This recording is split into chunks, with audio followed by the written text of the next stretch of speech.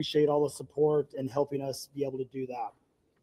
Search and rescue as the sheriff said, search and rescue operations will continue today from Hunt in North Kerr County all the way to Canyon Lake in Comal County. Now, we're only focused on the Kerr County side, but we wanted to talk about that because for a linear from Hunt all the way to Comal County in a straight line distance is over 100 kilometers. This is a massive field that is happening. And again, this is unprecedented flood events. So we are still currently in the primary search phase, which is the rapid one. They are running it, we have different segments that are gridded out. Each one of those segments are taking anywhere between an hour to 3 hours, up to 2 kilometers for each segment. So what that means is they're running into a lot of technical challenges with terrain, with water, even potentially, with weather, in the rising fields. We've talked about this before. Volunteers stay out of the way, because if we start getting weather reports and all the other complications that are out there, we then have to pull off of those search and rescue missions to be able to communicate to those volunteers to get off, to make sure that they don't become victims themselves. Those operations involve 19 different local and state agencies, in addition to conducting primary and secondary searches. They will be conducting welfare checks on areas in North Kerr County impacted by power outages. And when we say search and rescue operations, that is boat, walking, on the ground, dogs, drones. Again, keep personal drones out of the air. Helicopters. We do have other assets that are continuing the search as well. As of present, KPUB, which is the Kerrville Public Utility Board, is reporting continued power outages between Hunt and Ingram along the South Fork of the Guadalupe River in Hunt. In the South Fork area, there are approximately 40 down power lines and significant infrastructure damage. KPUB has brought in additional utility personnel to help with restoration, but it's not possible at this time when the power is going to be restored. There are some substations along with those power lines that we are still trying to get access to, just from debris buildup or them being completely wiped out. So we do not have an estimated time on when those are going to be fixed. We continue to have substantial number of requests for volunteers, as I said before, and donation opportunities. We are asking those who want to volunteer to contact the Salvation Army in Kerrville by phone at 830-465-4797 or in person at 855 Hayes Street in Kerrville. Monetary donations can be made on the Community Foundation of the Texas Hill Country's website at www.communityfoundation.net.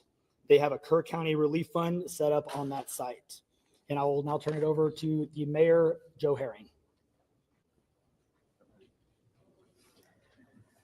Thank you for being here. I need to tell my community and those families who are waiting, this will be a rough week. Primary search continues, and we remain hopeful every foot, every mile, every bend of the river. Our work continues. You need to know that we have been blessed with help from the community, from the state, and the nation. We have trained experts who are helping in this effort. If you want to volunteer, it is important that you contact Kerrville Salvation Army and register. Dalton gave that number, but I'm going to give it again. 830-465-4797. We need focused and coordinated volunteers, not random people just showing up and doing what they do. We need to work together. As Dalton said, donations have been flowing in from around the world to the Community Foundation. Again, that website is communityfoundation.net. Please follow the City of Kerrville's Facebook page for updates. They're accurate. We take a lot of time to make sure we send out information that will be helpful, not only to residents, but to those who are visiting. I've said this 100 times, and I will say it again. We need your prayers. We need your prayers. Thank you. And now, Senator Ted Cruz.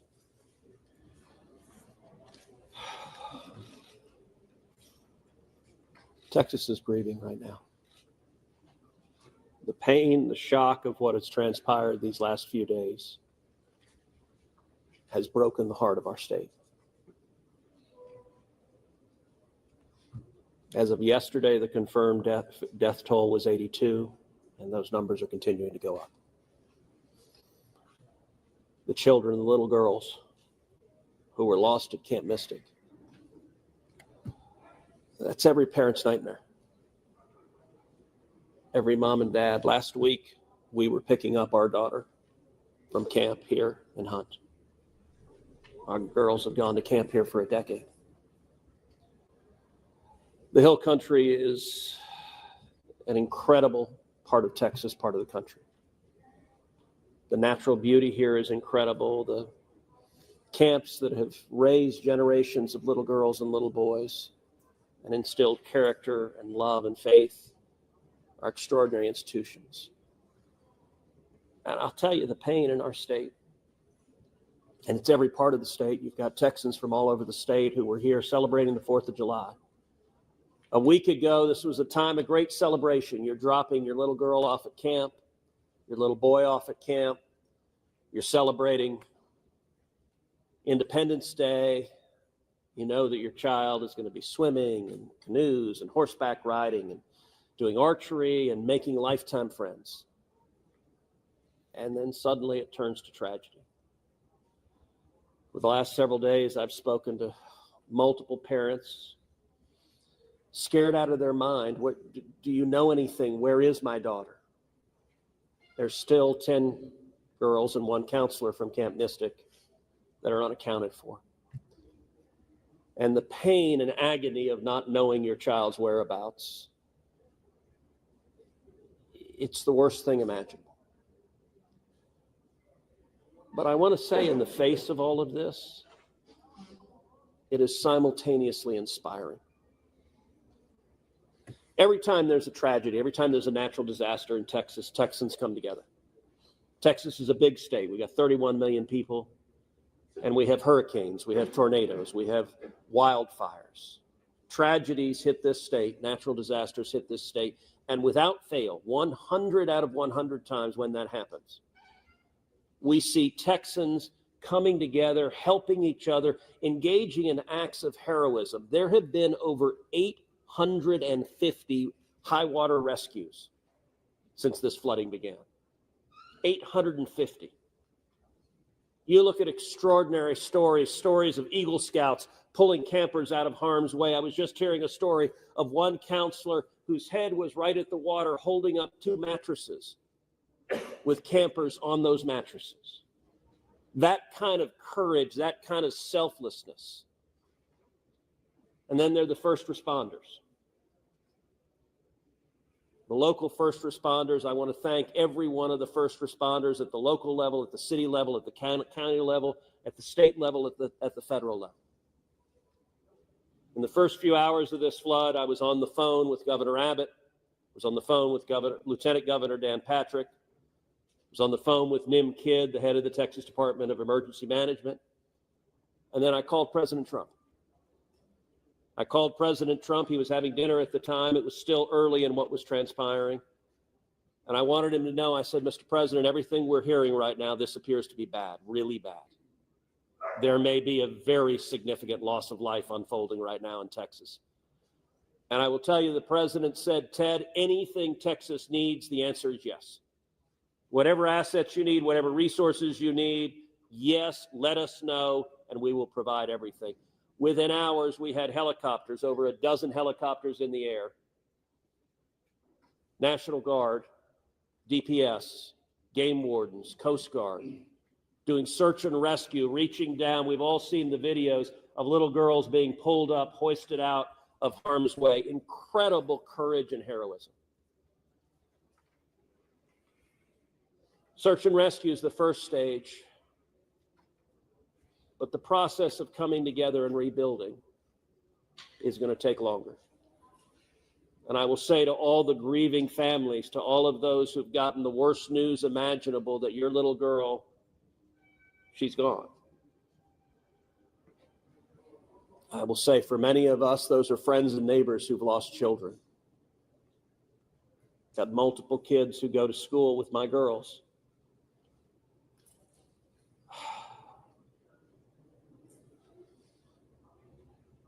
The mayor asked for prayers. And I want to say thank you to the millions of Texans, to the millions of Americans, to the millions of people all over the world right now who are praying for Texas and praying for those parents. Going through this grief, it is going to take love. It is going to take friends and family embracing and hugging and holding them while they weep. And it's going to take the church. With every disaster, one of the things we see here in Texas is the church steps up and the church helps and the church feeds and clothes and comforts. This morning, I met with a group of chaplains who've been going through the incredibly difficult process of talking to mom and dad after mom and dad who just lost the most precious person they ever knew. And those chaplains are just trying to love them and show God's love. So I want to say we will come through this. To those in the midst of grief right now, that might seem hard to fathom. But Texas will come through this. And I just want to say thank you. I want to say thank you to these gentlemen here who are working. They are not sleeping. They are working every day. Thank you to the families. Thank you to the Salvation Army. Thank you to everyone who is just reaching out and saying, how can I help? We will come through this, and we'll come through this together. Thank you. And now we'll take questions. Senator, you talked about how no kids here, how you're taking your own kids to camp. Was it ever communicated to you that there was a need, that it was a priority to have a warning system so people had a chance to escape something like this? Well, listen, I think anytime you're dealing with major rivers, there's a risk of flooding, and there's always been a risk of flooding, particularly on the Guadalupe River. I will say, in the wake of every tragedy, there are things that are predictable. One of the things that's predictable is that you see some people engaging in, I think, partisan games and trying to blame their political opponents for a natural disaster. And you see that with a hurricane, with a tornado, with a wildfire, with this flooding, where people immediately say, well, the hurricane is Donald Trump's fault. Look, that I think most normal Americans know that's ridiculous. And I think this is not a time for partisan finger pointing and attacks. Now, after we come through search and rescue, after we come through the process of rebuilding, there will naturally be a period of retrospection where you look back and say, okay, what exactly transpired? What was the timeline? And what could have been done differently to prevent this loss of life? And that's a natural process. I think it should not happen in a bitter and partisan sense, but it should happen in a reasonable sense of saying, what lessons can we learn? And I will give an example. Houston's my hometown. If you live on the Gulf Coast, we get hurricanes. That's part of living on the Gulf Coast as hurricanes hit. And I do think Texas as a whole has learned over time how to deal more effectively with hurricanes. And so you look here, we know the National Weather Service put out an emergency warning just after 1 a.m. and a second emergency warning just after 4 a.m. Now, obviously, most people at 1 a.m. and 4 a.m. are asleep. And so I think we will have a reasonable conversation about, are there any ways to have earlier detection? And some of that, the limits of a flash flood, they're very difficult because they can arise so quickly. But everyone would agree in hindsight, if we could go back and do it again, we would evacuate particularly those in the most vulnerable areas, the young children in the cabins closest to the water. We would remove them and get them to higher ground if we could go back and do it again. Obviously, everyone would. The people in RVs by the river's edge. We know in disasters like this, RVs and mobile homes are particularly susceptible, whether a flood or a hurricane or a tornado, they're particularly susceptible to that. And so my hope is in time, we will learn some lessons to implement to next time, and there will be another flood, there will be another disaster. But next time there's a flood, I hope we have in place processes to remove especially the most vulnerable from harm's way. But I think that's going to be a process that will take a careful examination of what happened and how can we implement processes better in the future to prevent this same loss of life. Senator, there were claims that the National Weather Service sent that first flash flood warning that should have alerted phones at 1:14 in the morning. But we have a federal public database maintained by PBS Warn, that says the first emergency alert wirelessly here in this area to Kerr County was not until after 9 a.m. That was more than 4 hours after the severe flooding had come to this area. Did you know that? Have you seen that? And what's your response, knowing the state and cuts to the NWS in recent months by this administration? So I don't know the source for what you're saying. All of the public reporting I've seen is that there were 2 alerts that went out, one just after 1 a.m., one after 4 a.m. You know, I can tell you, I talked about the partisan finger pointing. I think there have been some eager to point at the National Weather Service and say cuts there led to a lack of warning. I think that's contradicted by the facts. And if you look at the facts in particular, number one, that these warnings went out hours before the flood became a true emergency level. But number two, the National Weather Service here, New Braunfels is where they were headquartered. They had additional manpower. In fact, they had 3 additional people working that night, anticipating that it was going to be a very dangerous weather situation. I also think it's worth noting that the National Weather Service Union, which has been very critical of the DOGE cuts, has publicly said that they don't believe that the reduction in staffing had any impact whatsoever on their ability to warn of this event. And so, look, I think it is reasonable over time to engage in a retrospective and say at every level what could have been done better, because all of us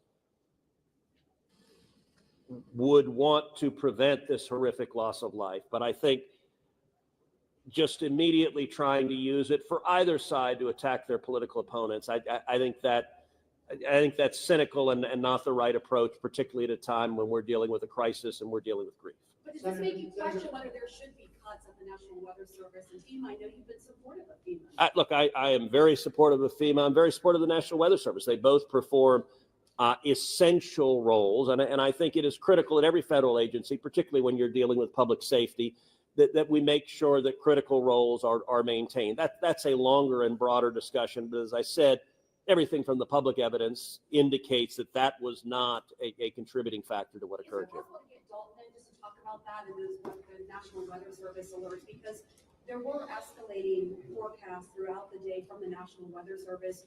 What did the emergency managers of the county and other local officials do with that information starting at 1:15 and onward, where you had the dire river forecast at 6:30? Were emergency managers doing anything to put any processes in place to warn people on the river?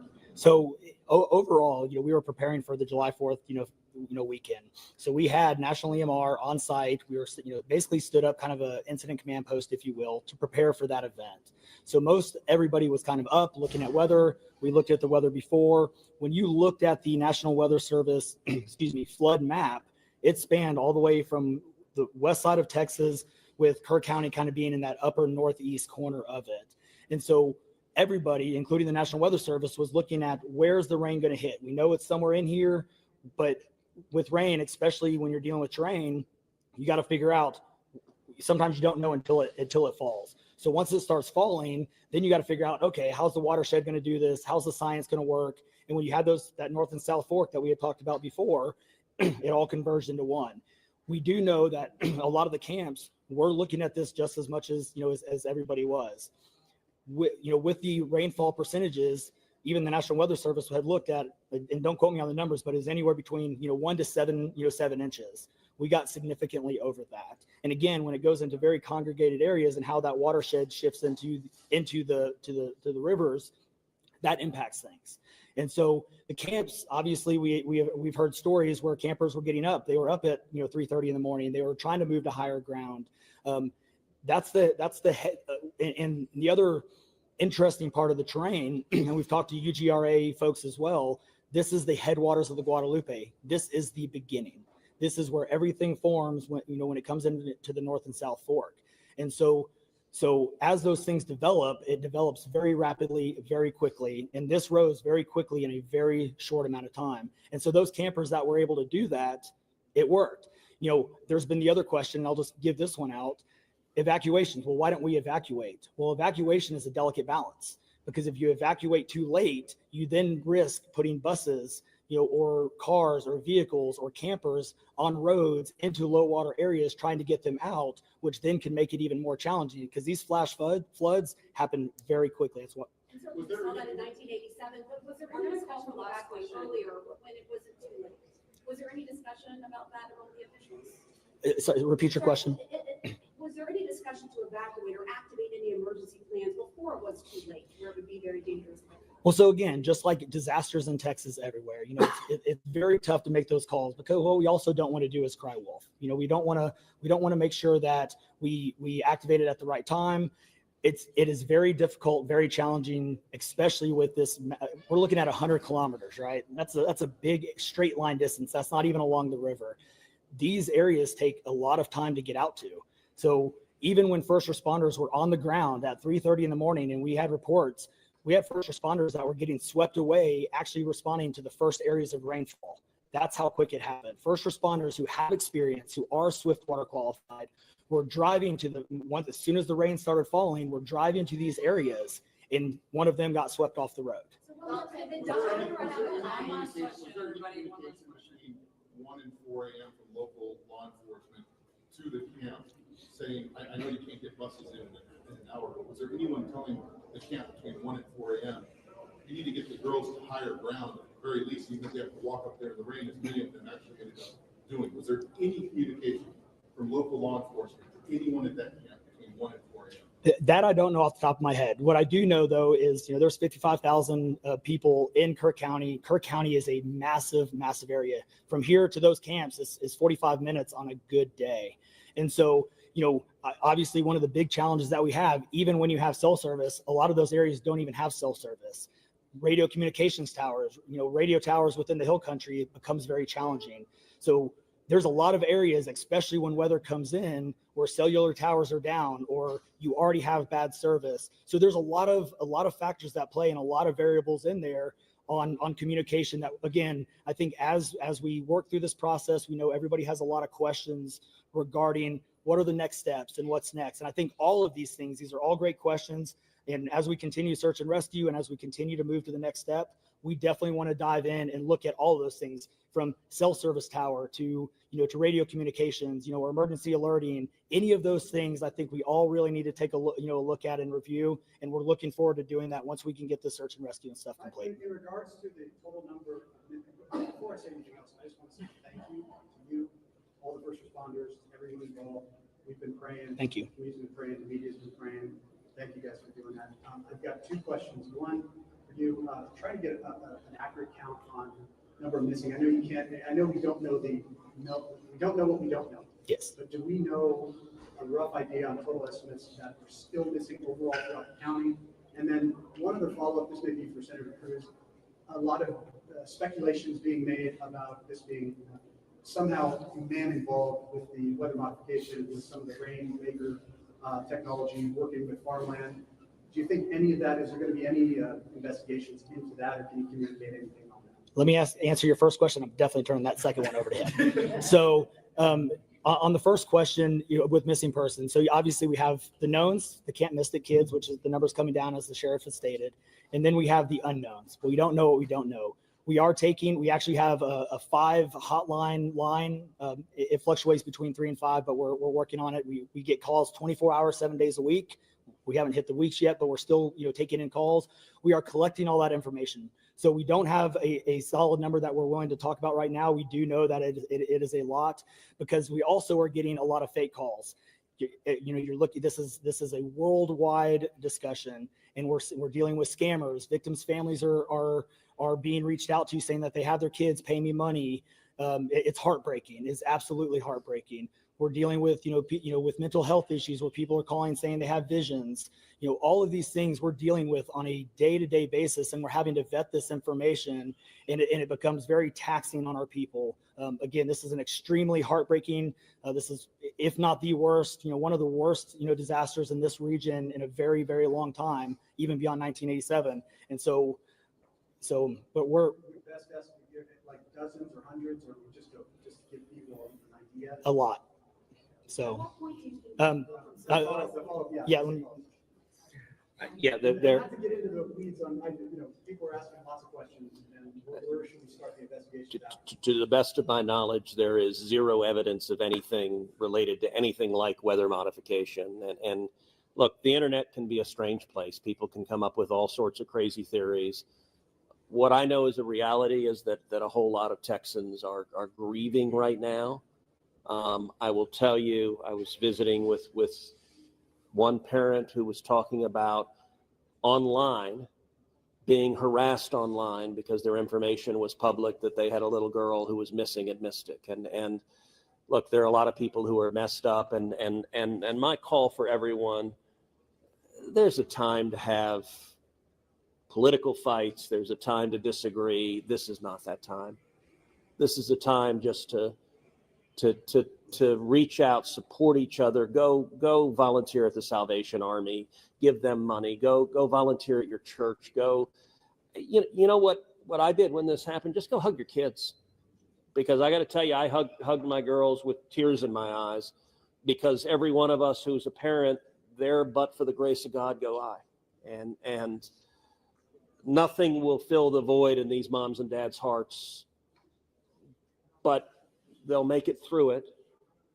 And every one of us, we have an obligation to come through and help them make it through it. And look, Texas will come through. And let me say, Kirk County, the Hill Country is incredible. It is beautiful.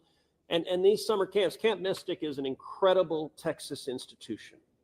For a century, it has made a profound difference helping young girls become strong women in Texas and across the country. And so for me, at least, I'm praying for these camps. I'm praying for all the campers, everyone implicated, everyone impacted. And I hope we come together and stand as one doing that. Thank you. Thank you, everybody.